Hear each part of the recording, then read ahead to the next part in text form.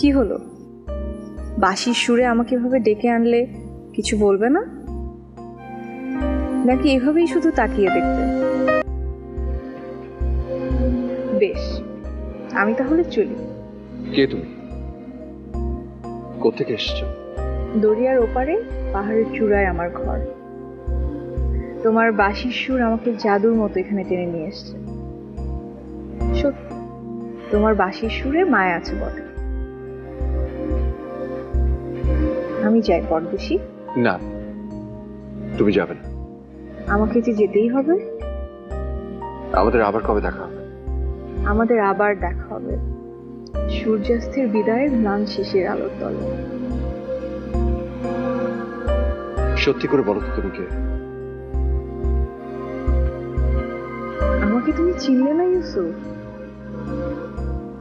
আমি যে তোমারই মেহেন্দিকার।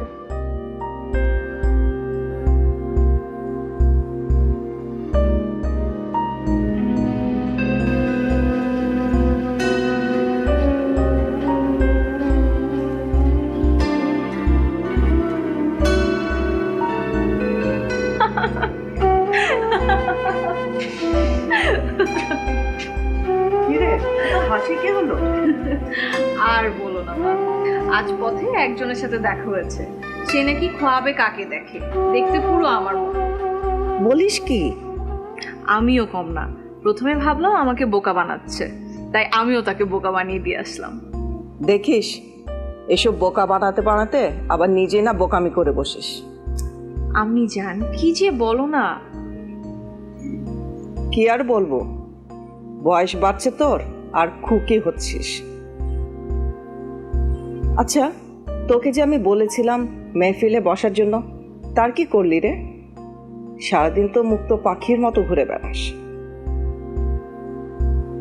কি রে, কিছু বলছিস না কেন? আমার যে মুক্ত পাখি হয়ে থাকতেই ভালো লাগে।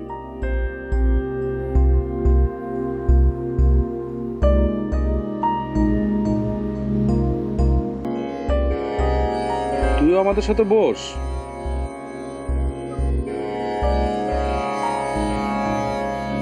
আপনি বসবেন না? ও, বুঝতে পেরেছি, অভিমান করেছিস না? কি হয়েছে গুরুজি? সে তোমার জন্য পথ চেয়ে বসেছে। তুমি দেরি করে এসছো, তাই হয়তো অভিমান করেছে। আমি অত্যন্ত দুঃখিত। এবার বসুন। জি না, আমি বসবো না। কেন? আমার ইচ্ছা করছে না। গুরুজি, আমি ক্ষমা করবেন, আজ আর আমি তালিম নেব না। আরে বসো, মান অভিমান তো আপনজনের মাঝেই হয়।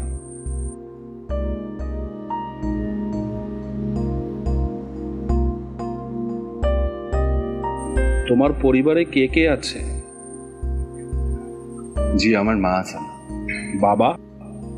আমার 12 বছর বয়সে আমার বাবা এই পৃথিবী ছেড়ে চলে গেছেন। এরপর থেকে আমার মাই সব।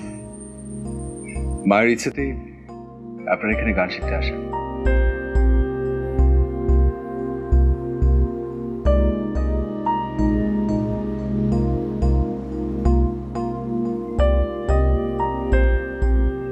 হে অন্ধকার, আমি আর তোমায় তাড়াবো না।